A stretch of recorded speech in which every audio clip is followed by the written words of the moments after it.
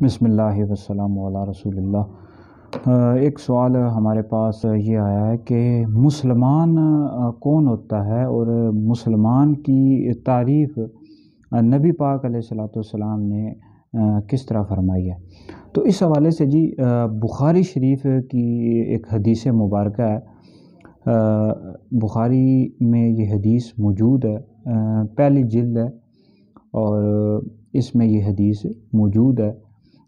باب ہے المسلم من سلم المسلمون باللسانہ و یدہ، کہ مسلمان وہ ہے کہ جس کی زبان اور جس کے ہاتھ کے ذریعے دوسرے مسلمان محفوظ رہیں۔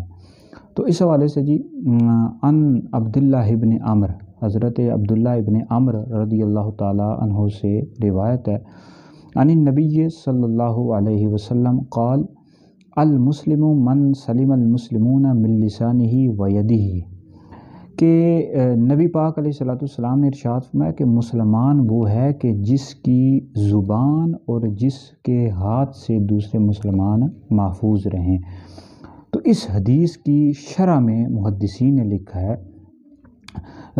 یعنی زبان سے کسی دوسرے مسلمان کی غیبت نہ کرے، چغلی نہ کرے، اور اسی طرح کسی مسلمان کو گالی نہ دے۔ تو زبان سے دوسرے مسلمان محفوظ رہیں، غیبت نہ کرے، چغلی نہ کرے، کسی مسلمان کو گالی نہ دے۔ ہاتھ سے مراد یہ ہے کہ کسی مسلمان کو مارے نہ، اس کو ہاتھ سے تکلیف نہ دے۔ تو بہرحال یہ مسلمان کی تعریف ہے۔ نبی پاک علیہ السلام نے مسلمان کی شان بیان کی کہ مسلمان ایسا ہوتا ہے کہ وہ کسی دوسرے مسلمان کو نہ ہاتھ سے تکلیف دیتا ہے نہ زبان کے ذریعے۔